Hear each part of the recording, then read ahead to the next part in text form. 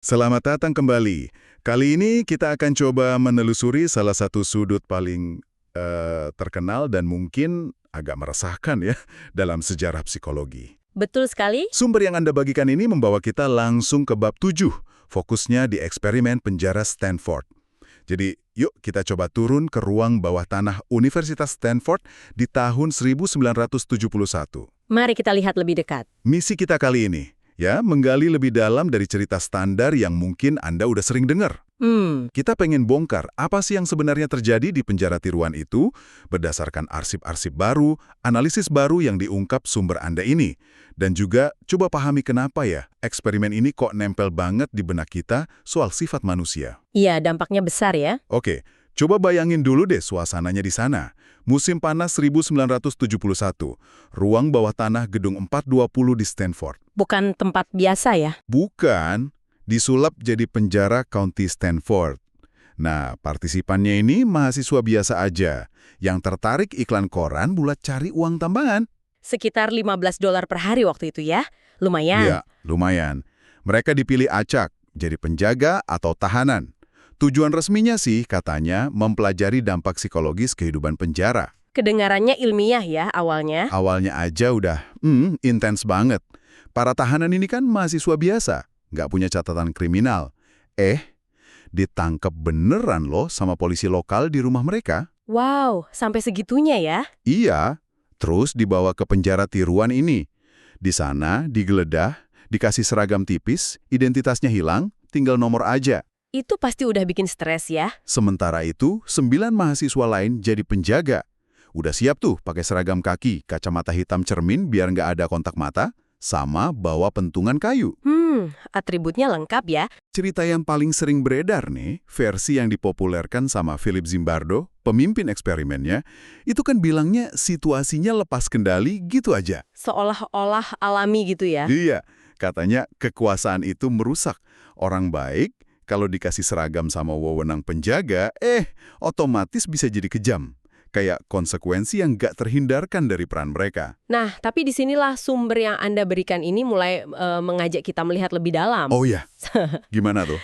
Berkat arsip yang baru bisa diakses publik setelah 50 tahun, cerita yang muncul itu ternyata, jauh lebih kompleks. Sumber ini menyoroti sesuatu yang sering banget kelewat di narasi populer. Apa tuh? Instruksi eksplisit yang dikasih sama Philip Zimbardo sebelum eksperimennya mulai. Tunggu dulu, jadi ini bukan sekedar terjadi begitu saja karena situasi. Maksudnya ada arahan spesifik dari awal gitu? Tepat sekali, sumber Anda ini mengutip rekaman atau catatan yang nunjukin Zimbardo secara gamblang bilang ke para penjaga, tugas mereka itu menciptakan rasa nggak berdaya, takut, frustrasi pada tahanan. Oh, jadi disuruh ya? Iya, dia bilang misalnya kita akan menghilangkan individualitas mereka akan pakai seragam, dipanggil cuma pakai nomor. Secara umum semua ini harus menciptakan rasa tidak berdaya pada mereka. Ini kan jelas bukan observasi pasif ya, ini skenario yang diarahkan. Wah, beda banget ya kesannya. Dan yang lebih memperkuat argumen ini, sumber Anda juga menyoroti peran penting seorang konsultan, namanya David Jaffe. Dia ini mantan napi, yang dibawa masuk biar ada realisme. Konsultan? Untuk eksperimen psikologi? Iya, Jaffe inilah yang nyaranin banyak detail spesifik yang kemudian jadi terkenal kejam itu. Merantai pergelangan kaki tahanan, prosedur penerimaan yang mengharuskan tahanan telanjang, berdiri telanjang 15 menit. Astaga. Sumber bahkan nyebutin Jaffe ini ngelatih para penjaga selama 6 jam penuh loh hari Sabtu sebelum eksperimen mulai. Ngajarin cara efektif pakai rantai dan pentungan buat ngintimidasi. Jadi ada elemen pelatihan dan dorongan aktif buat bersikap keras. Nah, ini menarik. Kalau memang ada dorongan sekuat itu, apa semua penjaga langsung nurut, langsung jadi kejam gitu? Justru enggak. Dan ini poin penting lain dari sumber Anda, Matt. Oh ya? Disebutin ada penjaga, contohnya John Marcus, yang terekam dalam percakapan lagi didesak sama Jaffe biar lebih keras. Jaffe sampai kedengeran bilang, kami benar-benar ingin Anda aktif dan terlibat karena para penjaga harus tahu bahwa setiap penjaga akan menjadi apa yang akan disebut penjaga tangguh. Terus respons Markus gimana? Markus jawabnya ragu-ragu. Saya tidak terlalu keras, saya tidak tahu tentang itu. Jaffe sampai harus negasin kalau sikap keras itu sangat penting untuk jalannya eksperimen. Wah, jadi ada resistensi ya? nggak semua langsung terseret arus. Iya, ini nunjukin adanya resistensi atau paling nggak ketidaknyamanan dari sebagian penjaga. Mereka nggak otomatis jadi sadis cuma karena pakai seragam. Oke, jadi nggak semua penjaga seragam kejamnya. Nah, gimana dari sisi tahanan? Salah satu gambaran paling ikonik dari SPE kan tahanan nomor 8612, Douglas Corpi, yang kayaknya kepengkai gitu, teriak histeris minta keluar. Itu kan sering dianggap bukti paling kuat dampak psikologis penjara ya. Nah, ini dia salah satu temuan paling mengejutkan yang diungkap sumber Anda. Kenapa? Ternyata, Douglas Corpi sendiri kemudian ngaku kalau ledakan emosinya itu cuma akting. Hah? Akting? Serius? Iya, dia ngaku langsung ke Zimbardo gak lama setelah eksperimen selesai dan juga ke pembuat film dokumenter beberapa dekade kemudian. Tapi pengakuan ini sering banget diabaikan atau diedit keluar dari cerita resmi SPE. Akting? Jadi momen dramatis yang jadi simbol eksperimen itu nggak nyata. Wow, itu beneran ngubah cara kita ngelihatnya ya? Bener, Corpi yang menariknya kemudian jadi psikolog forensik bilang kalau awalnya dia justru merasa terhibur sama perannya. Mengutip dari sumber Anda, dia bilang, sangat menyenangkan, saya bisa berteriak dan histeris. Saya bertindak seperti tahanan. Saya adalah karyawan yang baik. Karyawan yang baik, maksudnya dia menjalankan perannya gitu ya? Iya, dia berakting sesuai ekspektasi mungkin. Pengakuan ini krusial banget, karena momen keruntuhan inilah yang sering jadi bukti utama betapa kuatnya situasi bisa ngehancurin individu. Kalau itu ternyata akting, ya salah satu pilar utama argumen Zimbardo jadi goyah kan? Iya ya, bener juga. Ini semua bikin cerita SPE jadi jauh beda ya dari versi umumnya.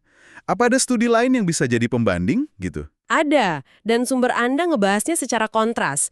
Tahun 2001, BBC kerjasama sama psikolog Alexander Haslam dan Stephen Reicher bikin eksperimen penjara BBC. Oh, replikasi gitu. Tujuannya mirip, mereplikasi SPE, tapi kali ini disiarin di TV. Wow, lebih terbuka ya? Perbedaan kuncinya ada di instruksi. Beda sama Zimbardo, Haslam, dan Reicher sengaja nggak ngasih arahan spesifik ke para penjaga soal gimana harus bertindak. Mereka cuma pengen ngamatin apa yang terjadi secara alami aja. Hasilnya gimana? Sama dramatisnya kayak SPE? Justru sebaliknya. Hasilnya, menurut sumber Anda, sangat membosankan kalau dari sudut pandang drama TV. Membosankan. Maksudnya nggak ada konflik gitu? Nggak ada eskalasi kekejaman, malah dinamikanya berkembang ke arah yang sama sekali beda. Ada penjaga yang merasa nggak nyaman sama perannya, bilang, saya lebih suka jadi tahanan. Loh, kok gitu? Ada lagi penjaga lain malah usul buat bagi jatah makanan mereka ke para tahanan. Ada juga yang nasehatin tahanan buat berbicara kayak manusia satu sama lain. Terus tahanannya gimana? Pasrah. Nggak juga, para tahanan malah ngorganisir diri, usulin sistem demokrasi.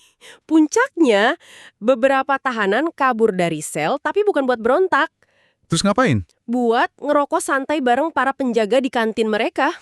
Ujung-ujungnya, kedua kelompok malah diskusi buat ngebentuk semacam komune bareng. Komune?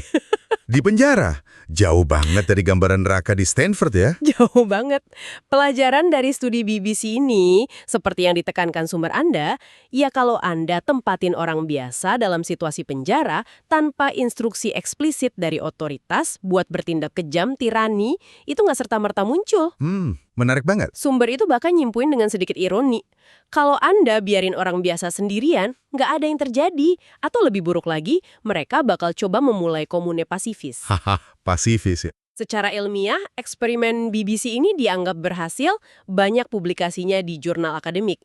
Tapi dalam memori publik, ya hampir terlupakan.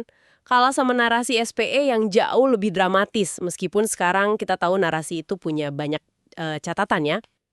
Ini jadi ngingetin ke satu lagi eksperimen klasik yang sering dikutip soal konflik antar kelompok.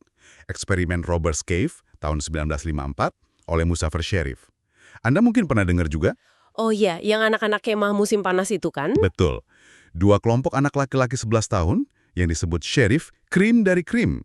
Anak baik dari latar belakang baik, dibawa ke perkemahan musim panas terpisah, awalnya nggak saling kenal. Iya, saya ingat garis besarnya. Nah, cerita umumnya kan begitu. Kedua kelompok ini dibikin bersaing lewat permainan, mereka cepat banget berubah jadi geng yang saling musuhan, penuh prasangka, bahkan sampai sabotase. Ini sering dipakai jadi bukti betapa gampangnya identitas kelompok dan persaingan bisa micu permusuhan, bahkan pada anak-anak yang baik. Betul, itu narasi standarnya. Tapi, lagi-lagi nih, sumber yang Anda bagikan, berdasarkan penelusuran arsip yang lebih teliti, mengungkap cerita di baliknya. Ada tapi lagi nih. Iya, ternyata Muzaffar Sherif dan stafnya itu nggak cuma ngamatin, mereka secara aktif berusaha keras buat nyulut api permusuhan antar kelompok anak laki-laki itu. Dan yang menarik, awalnya mereka gagal. Anak-anak itu cenderung pengen temenan. Gagal? Jadi permusuhannya nggak muncul alami gitu aja, padahal udah dibuat bersaing. Menurut sumber ini, nggak semudah itu. Staf peneliti sampai harus ngelakuin trik-trik, kayak ngerusak tenda satu kelompok, terus dibikin seolah-olah kelompok lain yang ngelakuin. Terus anak-anaknya marah. Bukannya marah, mereka malah kerjasama buat ngebenerin tendanya. Sumber bahkan nyebut Sherif sempat frustrasi dan ngancam asistennya karena dianggap kurang becus nyiptain konflik antara anak-anak itu. Wah, jadi penelitinya yang maksa ya? Kelihatannya begitu. Eksperimen ini akhirnya harus dihenti lebih awal, bukan karena kekacauan, tapi karena salah satu anak nggak sengaja nemuin buku catatan peneliti dan sadar kalau mereka lagi dimanipulasi sama orang dewasa. Jadi, kesimpulan sumber ini tentang Robert Cave malah kebalikannya dong. Bukan bukti gampangnya jadi jahat, tapi bukti susahnya ngubah teman jadi musuh, kecuali ya dimanipulasi secara aktif. Tepat sekali. Seperti kata salah satu partisipan eksperimen itu, bertahun-tahun kemudian, tentang para psikolog. Mereka salah memahami sifat manusia. Jadi, kalau kita tarik benang merah nih dari analisis sumber Anda terhadap SPE, kontrasnya dengan BBC, dan pembongkaran narasi Robert Cave, argumen utamanya jadi jelas banget. Gimana tuh intinya? Kesimpulan populer bahwa manusia punya kecenderungan inheran buat jadi jahat dalam situasi tertentu atau bahwa kebaikan kita cuma lapisan tipis, itu seringkali didasarkan pada studi-studi yang ternyata melibatkan manipulasi signifikan, instruksi eksplisit, atau pelaporan hasil yang sangat selektif oleh para penelitinya sendiri. Jadi, semua temuan ini, penjaga yang ragu, tahanan yang pura-pura, anak-anak yang sulit dibuat musuhan, hasil damai di eksperimen BBC, ini kayaknya nantang banget ya gagasan umum bahwa kebaikan kita itu cuma lapisan tipis yang gampang retak. Apa yang oleh sumber Anda disebut sebagai teori lapisan tipis atau veneer theory. Veneer theory. Teori ini kan anggapannya peradaban, moralitas, kebaikan manusia itu rapuh. Cuman lapisan luar yang gampang kekelupas kalau ditekan situasi, terus muncul sifat asli yang egois atau jahat. Eksperimen kayak SPE versi Zimbardo sering jadi bukti utama teori ini. Iya, sering banget dikutip buat itu. Namun, analisis mendalam dari sumber Anda ini nunjukin kalau kenyataannya lebih bernuansa. Ada perlawanan terhadap kekejaman, ada keraguan, ada kecenderungan kerjasama yang justru harus ditekan atau dimanipulasi biar konflik muncul. Ini nggak meniadakan kalau manusia bisa berbuat jahat ya, tapi mempertanyakan gagasan kalau itu adalah respons otomatis atau nggak terhindarkan dalam situasi sulit. Jadi bukan otomatis ya, tapi lebih kompleks. Iya, apa yang menarik di sini adalah bagaimana sumber ini nekenin pentingnya peran konteks, struktur, dan terutama kepemimpinan atau arahan dalam ngebentuk perilaku. Perilaku buruk dalam eksperimen ini tampaknya bukan muncul spontan dari sifat dasar manusia, melainkan hasil dari kombinasi situasi dan dorongan atau legitimasi dari figur otoritas, dalam hal ini ya para peneliti itu. Masuk akal juga ya? Narasi yang sederhana dan dramatis, orang baik jadi jahat, memang lebih gampang diingat dan disebarin, kayak yang terjadi pada SPE versi Zimbardo. Tapi bukti-bukti baru yang diangkat sumber Anda ini nunjukin cerita yang lebih rumit, kurang sensasional, tapi mungkin lebih akurat tentang sifat manusia. Oke. Coba kita rangkum sedikit ya inti penelusuran kita kali ini, berdasarkan bab 7 dari sumber yang Anda bagikan. Jadi, narasi klasik eksperimen penjara Stanford itu ternyata perlu kita lihat lagi secara kritis. Perlu banget. Ada bukti kuat dari arsip kalau peneliti, terutama Zimbardo dan Jaffe, itu ngasih instruksi eksplisit dan ngelakuin manipulasi buat dorong perilaku keras para penjaga. Jadi bukan sekedar ngamatin perilaku spontan. Betul, ada campur tangan aktif. Kita juga lihat kalau nggak semua penjaga nurut gitu aja. Ada yang nunjukin keraguan atau resistensi. Terus, momen paling ikonik penderitaan tahanan, yang nomor #8612 itu, ternyata diakui sebagai akting sama partisipannya sendiri. Fakta yang sering hilang. Iya, itu penting banget. Kontrasnya lagi sama eksperimen penjara BBC yang nggak ngasih arahan, hasilnya malah damai, kooperatif, bahkan cenderung membosankan ya, tadi dibilangnya. Dari sudut pandang drama ya. Dan bahkan eksperimen Robert's Cave yang legendaris itu ternyata melibatkan upaya aktif dan manipulatif dari peneliti buat nyiptain permusuhan yang awalnya justru susah terwujud. Betul. Semua temuan ini yang dirangkum dalam sumber Anda itu menggarisbawahi satu pesan penting. Kita perlu lebih skeptis sama cerita-cerita mapan tentang sifat dasar manusia. Terutama yang menyederhanakan ya. Iya, terutama narasi-narasi yang nyederhanain. Perilaku jadi sekedar baik atau jahat secara inheren. Atau yang gambarin kebaikan itu sebagai sesuatu yang rapuh banget. Sumber ini dorong kita buat selalu lihat lebih dalam, pertanyakan metodologi, cari bias dalam pelaporan, dan pahami peran arahan serta konteks. Jadi bukan berarti manusia nggak bisa kejam ya? Bukan itu maksudnya. Tapi mempertanyakan apakah kejahatan itu semudah dan seotomatis yang sering digambarkan sama eksperimen-eksperimen ikonik ini ngebuka pertanyaan fundamental tentang gimana kita memahami motivasi dan perilaku manusia dalam situasi sosial yang kompleks. Dan ini mungkin ninggalin Anda dengan satu pertanyaan ya untuk dibawa pulang. Kalau eksperimen-eksperimen paling terkenal yang sering kita kutip sebagai bukti sisi gelap bawaan manusia ini ternyata, katakanlah cacat metodologi, sangat dipengaruhi arahan peneliti, atau narasinya disajiin secara nggak utuh.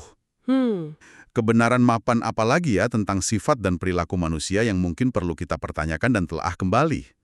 Seberapa besar pemahaman kita tentang kenapa orang ngelakuin hal-hal buruk mungkin dibangun di atas fondasi cerita yang ternyata ya nggak sepenuhnya akurat. Sesuatu untuk Anda renungkan lebih lanjut.